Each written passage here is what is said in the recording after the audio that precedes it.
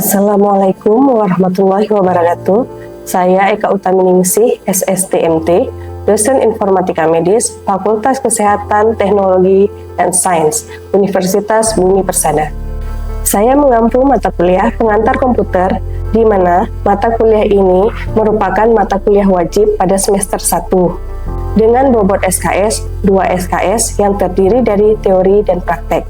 Pengantar komputer merupakan mata kuliah yang memberikan pemahaman dasar tentang komputer, baik dari segi perangkat keras, perangkat lunak, hingga konsep dasar pemrosesan komputer. Materi ini biasanya mencangkup 1. Pengertian komputer, 2. Sejarah dan jenis-jenis komputer, 3. Komponen-komponen utama pada konsep dasar komputer dan sistem operasi.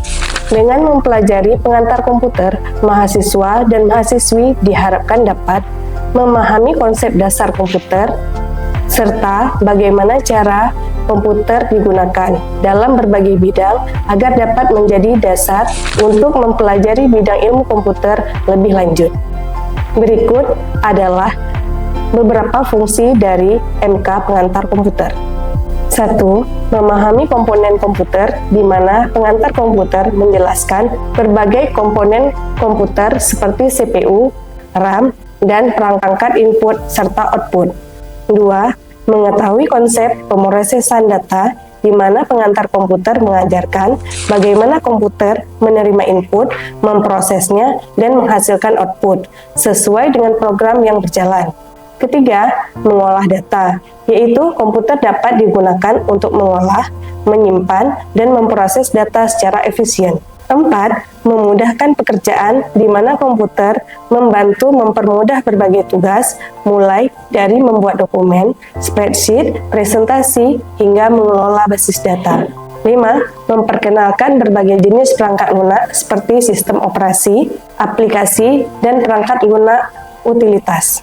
Adapun capaian pembelajaran mata kuliah CMPK pengantar komputer adalah mahasiswa dapat menjelaskan pengertian komputer, sejarah perkembangan komputer, serta berbagai jenis komputer. Kemudian, mahasiswa dapat menjelaskan fungsi dan cara kerja komponen perangkat keras seperti CPU, RAM, hard disk, dan perangkat input serta output. Kemudian, mahasiswa dapat memahami jenis-jenis perangkat lunak atau sistem, software, dan aplikasi software. Mahasiswa dapat menjelaskan konsep dasar sistem operasi, fungsi sistem operasi, serta perintah dasar dalam sistem operasi Windows. Sub CPMK pada mata kuliah pengantar komputer. 1. Mahasiswa mampu memahami instruksi dasar dalam bahasa pemrograman.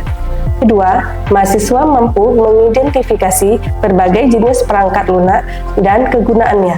UTS akan dilakukan pada pertemuan ke-8, dan pada pertemuan ke-16 kita akan mengadakan ujian akhir semester ataupun UAS dengan jumlah pertemuan 16 kali pertemuan.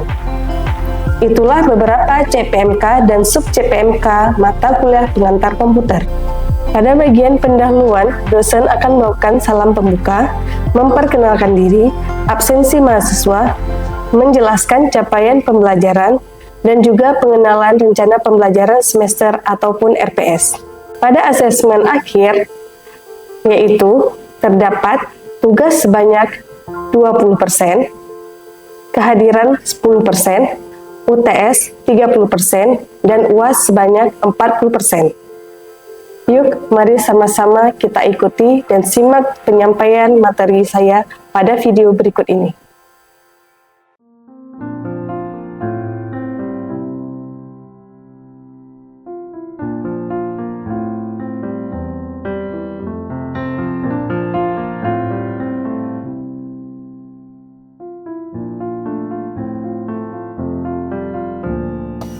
Assalamualaikum warahmatullahi wabarakatuh.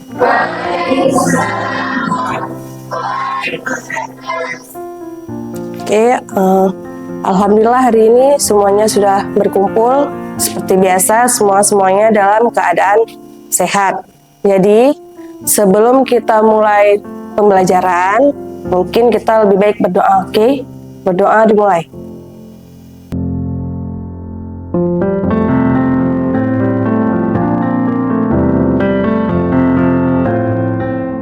Oke, perkenalkan, nama saya Eka Utaminingsih, SSTMT. Saya mengampu mata kuliah pengantar komputer di semester pertama. Dan mata kuliah pengantar komputer ini punya 3 SKS, di mana di situ terdapat teori dan juga praktek. Berarti kita di lab ini sekalian teori dan juga praktek seperti biasa. Oke, kemudian sebelum mulai, mungkin saya absen dulu ya, mahasiswanya. Romianda, oke. Khairunisa, Nabila Afra, ada Fajratul Mauna, Rahmatu Syifa, Ratu Raiza Vanessa, Zia Nazwa, Ulfiato Rifka, M. Syahrul Manzili, Rahmat Alfi, Taufikur Rahman, ada Raudatul Muna, Saskia Ulfa, Ashifa Garima, Farid Rohamsa, Sela Ashifa, Muhammad Rizky Fona, Khairatul Aula, Anisaul Jamila, Nakia Saliha. Ada yang belum di absen? Yuliana? Oke. Sebelumnya di sini saya akan menjelaskan tentang pengantar komputer. Di dalam pengantar komputer ini, dia terdapat sub CPMK ataupun kemampuan akhir dari mahasiswa ataupun yang akan kalian peroleh. Di antaranya yaitu mahasiswa mampu menjelaskan konsep pengantar komputer, kemudian mahasiswa mampu menyelesaikan tugas dengan komputer sesuai deskripsi ataupun sesuai dengan bahan ajar yang sudah kalian dapat. Mahasiswa mampu menjelaskan konsep kinerja komputer, dan mahasiswa mampu menjelaskan serta menggunakan komputer, dan juga mahasiswa mampu menyelesaikan tugas sesuai yang sudah dipelajari. Adapun dari deskripsi pengantar komputer yaitu pengertian dari pengantar komputer yaitu manfaatnya dalam bidang kehidupan serta mampu menggunakan aplikasi Microsoft Office, Microsoft Word, Microsoft Excel, serta Microsoft PowerPoint, dan juga mahasiswa mampu mengerjakan latihan soal dengan ketelitian serta ketepatan. Sebagai latihan di rumah, mahasiswa mampu menyelesaikan tugas-tugas baik secara mandiri ataupun kelompok. Nah, kemudian di dalam pengantar komputer ini kita terdapat jumlah total 16 kali pertemuan. Di pertemuan ke-8 kita akan ada ujian setengah semester atau UTS. Kemudian di pertemuan ke-16 kita akan melakukan ujian akhir atau UAS. Nah, di sini saya akan lanjut menjelaskan tentang pengantar komputer ataupun pengenalan dasar komputer ya. Seperti biasa, di sini terdapat definisi komputer, yaitu terdapat dari komputer to komputer ataupun menghitung. Menghitung itu sama juga dengan menghasilkan. Di sini komputer didefinisikan sebagai mesin menghitung mekanik pertama yang ditemukan pada tahun 1642 oleh seorang ahli fisika yang bernama Blaise Pascal. Kemudian mesin komputer ini digunakan hanya untuk penghitungan penjumlahan dan pengurangan saja. Kemudian lanjut di tahun 1692, komputer ini berubah lagi menjadi lebih baik yang ditemukan oleh Wilhelm von Leibniz, yaitu seorang Jerman yang menambahkan fungsi perkalian dan pembagian. Berarti dia bertahap ya, semakin menambah fungsinya. Kemudian dilanjutkan lagi oleh Robert H. Bismer yang mendefinisikan komputer sebagai suatu alat elektronika yang mampu melakukan berbagai tugas, yaitu menerima input, pemrosesan input, lalu menyediakan dan menyimpan hasil pengolahan data atau output sebagai pengantar komputer yang kalian terima selama ini. Definisi pengantar komputer yang kalian tahu. Oke, sebagai apa? Sebagai menerima input, memproses input, lalu akan menghasilkan output atau hasil keluarannya. Oke, kemudian kita lanjutkan untuk mengenal apa itu komputer. Nah, di sini dikatakan bagaimanakah sebuah komputer yang di dalamnya berisi rangkaian chip elektronik dapat memproses data berupa angka, huruf, atau gambar. Dan di sini jawabannya yaitu adalah arus listrik. Arus listrik ini mengalir melalui chip yang membentuk suatu kode yang dapat mewakilkan apapun angka, huruf, ataupun gambar yang diciptakan oleh transistor yang terdapat dalam chip tersebut. Kemudian transistor ini akan bekerja memutuskan off ataupun mengalirkan sebagai on untuk jutaan denyut listrik yang mengalir. Kemudian kode biner ini secara gampang dapat dinyalakan dengan digit 1 sebagai on dan 0 sebagai off. Jadi di dalam depan kalian tuh kan ada komputer, itu ada CPU, kemudian ada mouse, dan kemudian ada keyboard. Jadi di sini menjelaskan bagaimana di dalam komputer kalian itu akan tercipta tulisan-tulisan ataupun gambar-gambar yang bisa kalian lihat di dalam komputer. Jadi jika tidak terdapat arus listrik, maka tulisan-tulisan yang ada di dalam komputer sebagai informasi yang akan kalian terima otomatis tidak akan muncul, ya kan? Jadi kalau komputer kalian ini nggak ada arus listriknya, dia nggak akan hidup kan? Begitu juga dengan televisi di rumah atau apa gitu. Televisi juga nggak ada arus listrik, nggak hidup juga, nggak nyala juga, gambarnya juga nggak muncul. Nah, jika untuk di dalam komputer, berarti arus listrik ini akan mengalirkan arus listriknya ke dalam chip-chip yang ada di dalam prosesor dan CPU. Karena di dalam komputer ini terdapat komponen-komponen LCD di dalamnya yang akan diaruskan arus listrik sehingga akan menampilkan informasi yang dapat kalian peroleh. Oke. Kemudian kita lanjutkan untuk siklus pengolahan data di dalam komputer. Nah, di sini tadi ada disebutkan sebelumnya ada input sebagai data, pengolahan sebagai prosesnya, kemudian akan menghasilkan output ataupun informasi yang dapat kalian terima. Ya kan? Nah, di sini dijelaskan yaitu data merupakan kumpulan kejadian yang diangkat dari suatu kenyataan. Kemudian pengolahannya atau proses merupakan manipulasi dari data ke dalam bentuk yang lebih berguna dan berarti. Berarti dia menyimpan, dia proses dulu. Kemudian menghasilkan informasi, yaitu suatu hasil dari kegiatan pengolahan data yang memberikan bentuk yang lebih berarti dari suatu kejadian. Oke, dari penjelasan tadi tentang pengenalan komputer dulu di awal, ada yang mau ditanyakan? Siapa? Romi? Faiza? Kan tadi di awal kita penjelasan tentang pengenalan komputer dulu nih. Karena komputer dulu sampai sekarang tuh berubah-ubah, ya kan? Komputer zaman dulu kayak mana sih bentuknya?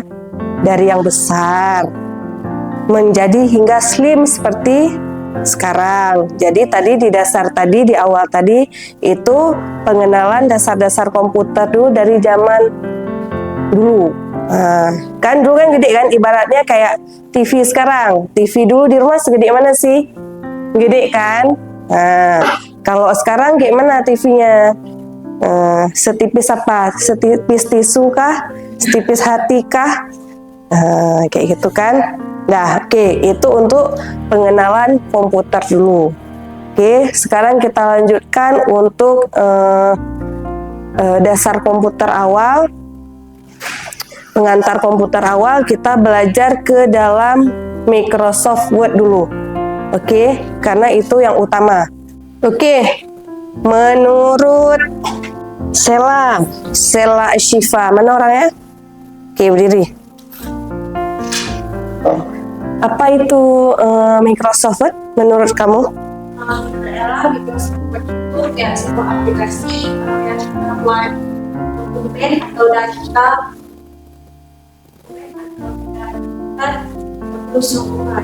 ataupun surat. Oke, makasih. Coba Romi, Microsoft Word, apa itu Microsoft Word, Romi? Merupakan program aplikasi pengolahan data yang biasa digunakan untuk membuat laporan, dokumen, bersurat, brosur, dan masuknya lagi. Oke, Microsoft Word merupakan suatu alat atau wadah untuk kalian menginput data, memasukkan data berupa tulisan, ya kan, ataupun laporan, sehingga nanti akan menghasilkan suatu file, ya. Jika Word berarti filenya dalam bentuk apa biasa? Dokumen, ya kan? Oke, di dalam Word ini nanti kalian bisa juga membuat surat, membuat laporan, membuat gambar juga bisa, mewarnai juga bisa. Tulisan-tulisan di dalam Word ini kalian bisa juga warnai seperti sebelumnya, ya kan? Masih ingat gimana cara mewarnai tulisan di dalam Word? Masih? Oke, sekilas saya jelaskan dulu. Di sini terdapat pengertian dari Microsoft Word yang merupakan program aplikasi pengolahan kata atau word processor yang biasa kita gunakan untuk membuat laporan, dokumen berbentuk surat seperti saya jelaskan tadi, brosur, dan kemudian tablet serta lain-lainnya. Dan kemudian Microsoft juga merupakan pengembangan dari versi sebelumnya yang mengalami banyak perubahan dan perbaikan sehingga lebih fleksibel digunakan atau lebih mudah digunakan di masa ini sekarang. Dan kemudian Microsoft Word juga menyediakan fasilitas-fasilitas penuh yang dapat kita gunakan. Fasilitas-fasilitasnya itu nih, seperti di atas nih ya, halaman di atas ini, nampak ya ikon-ikonnya. Oke, di dalam fasilitas-fasilitas yang ada di atas ini terdapat ikon-ikon seperti ini yang ada Times New Roman. Ini adalah fasilitas yang bisa kalian gunakan untuk merubah tulisan. Misalnya seperti ini. Apapun yang akan kalian ubah, ingat untuk diblok dahulu. Oke, kemudian baru kalian pilih bentuk tulisannya. Nah, jika kalian ingin memilih Arial Black, maka tulisannya akan menebal seperti ini. Dan kemudian di samping perubahan bentuk tulisan, di sini ada angka. Angka yang 11,5 ini merupakan bentuk dari besaran tulisan yang ada sekarang. Yang terblok ini berarti tulisannya sebesar 11,5. Jadi jika kalian ingin mengecilkan bisa. Jika ingin mengecilkan dipilih di sini bisa. Saya dikecilkan menjadi 5. Akan menghasilkan tulisannya sekecil ini. Nah, itu secara manual ya. Jika ingin merubahnya menjadi 22 juga bisa. Itu secara manual jika kalian klik. Ataupun kalian mau langsung tidak memilih, langsung membuat bentuk angkanya di sini jadi 30. Enter saja. Nah, dia akan berubah 30. Kenapa? Karena di dalam ikon ini mungkin kadang-kadang 30 itu tidak ada. Dia langsung berubah ke 36. 36 kan terlalu besar. Mungkin wadah atau kertas yang kalian butuhkan itu hanya muat untuk tulisannya yang sebesar 30. Nah, jadi Jika 30 kita ingin memilih, kan tidak ada di dalam ini. Jadi otomatis 30 itu kita ketik sendiri. Oke, file ini ya. Jadi kalian misalnya mau kuranginnya ke dalam mana nih?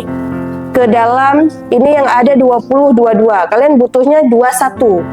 Otomatis kalian harus ketik manual. 21. Nah, jadinya sebesar ini. Oke, itu untuk merubah bentuk tulisan, ikonnya di sini. Untuk merubah ukuran tulisan di sini secara manual. Jika ingin secara otomatis di sini. Di atas itu yang lambang A plus dan A minus. Oke. Kemudian jika ingin merubah warna. Nah, di mana? Kira-kira di mana nih kalau mau ubah warna? Ulfi atau Rifka, mana? Nggak nampak. Maju ke depan. Ke depan, cepat. Di mana ikon yang untuk rubah warna? Ikon untuk merubah warna yang mana? Nggak usah.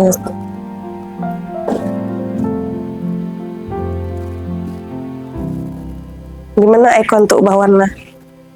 Kesini lagi. Nah, yang mana ikon untuk ubah warna? Coba di situ, satu garis saja. Diapain dulu sebelum ubah warna? Di blok dulu. Gimana cara blok? Ubah terus, pilih terus di atas. Mau ubah warna apa?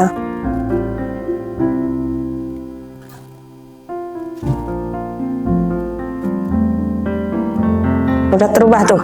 Oh, jadi biru ya. Oke. Makasih. Oke. Ini ya, tadi kawannya Ulfi atau Rifka udah kasih tahu di mana ikon untuk merubah warna. Nah, ikonnya itu ada di lambang A ini yang mempunyai warna garis di bawah. Itu ikon untuk merubah warna tulisan. Tetapi di sampingnya ini ada ikon warna juga, dia untuk ikon merubah warna latar dokumen. Contohnya seperti ini.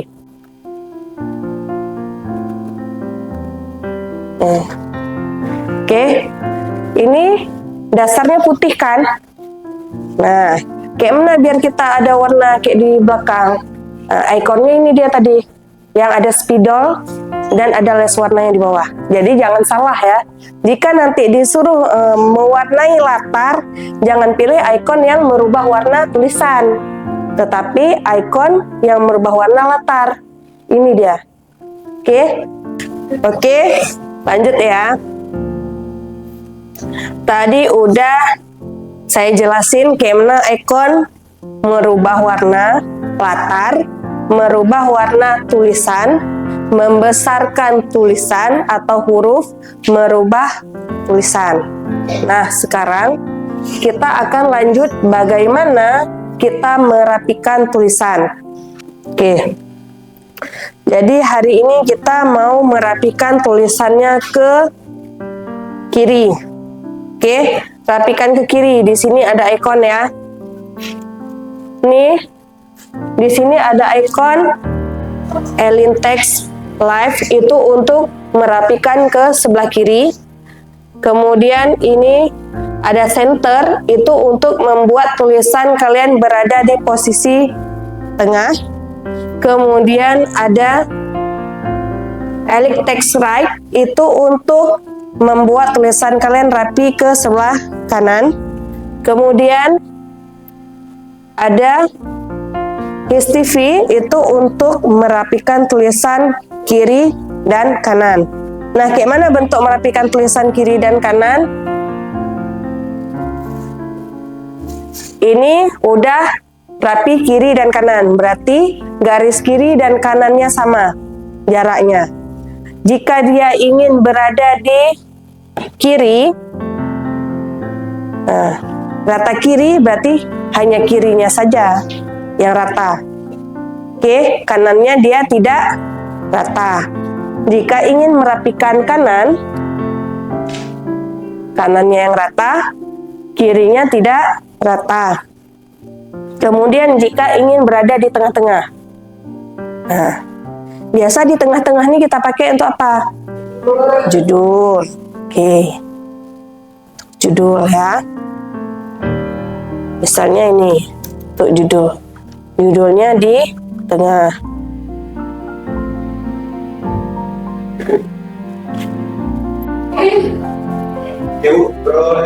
Oke.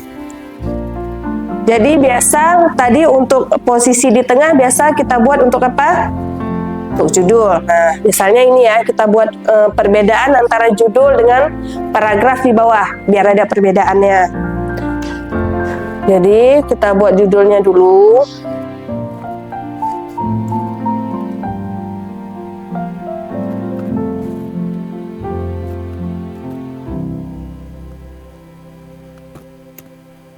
Biasa judul ada garis, ada yang buat garis, ada pun tidak buat garis, ya kan? Nah, ini kan tadi kan posisinya nggak ada garis nih. Nah, kita buat dia biar ada garisnya. Kita pilih apa? Nah, di sini kan ada lambang nih. Ada lambang B, ya kan? Atau lambang bold. Bold itu berarti tebal, ya. Berarti dia menebalkan tulisan. Nah, kemudian di sampingnya ini ada lambang mereng, yaitu untuk memerengkan tulisan, atau lambang italik, ya, bacaannya italik. Dan kemudian di sini ada lambang seperti U atau underline. Ini fungsinya untuk memberi garis di bawah kalimat atau kata-kata yang kalian pilih, ya. Ini kan tadi sudah saya blok nih, pengenalan Microsoft Office Word 2007. Nah, jadi yang tidak ada garis menjadi ada garis. Jadi udah nampak perbedaan judul dan tulisan paragraf di bawah kan? Nah, yang judulnya tebal, mempunyai garis. Yang tulisan di bawahnya ini dalam bentuk Times Roman, besarnya 12, dan dia punya versi rata kiri kanan, ya. Oke, selanjutnya tugas kalian seperti biasa, buat 5 atau 6 baris saja. Acak, terserah kalimat apa yang mau kalian buat. Ngerti? Yang pertama, buat 5 baris kalimat apa saja, terserah kalian mau buat apa kalimatnya, ya.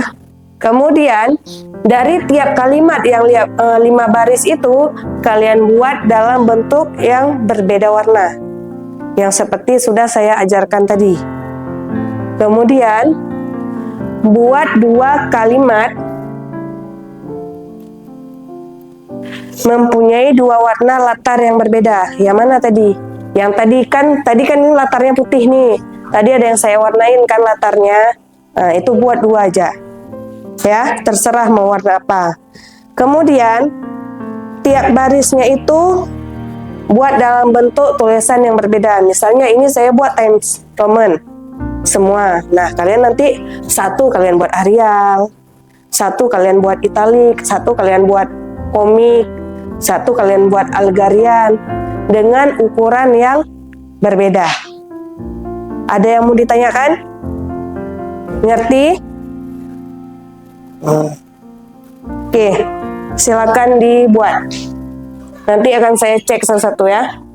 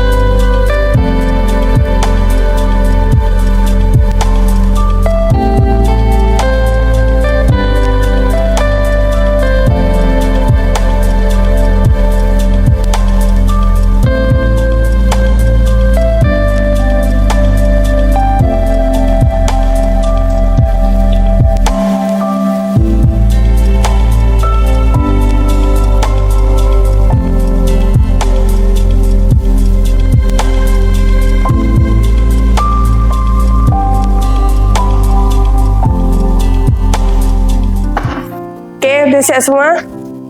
Aman ya?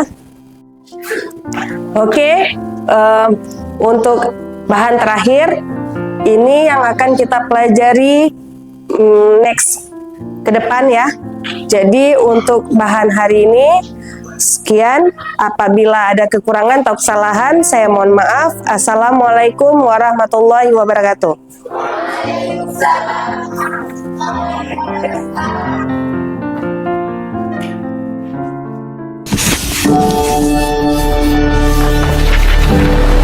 Universitas Bumi Persada.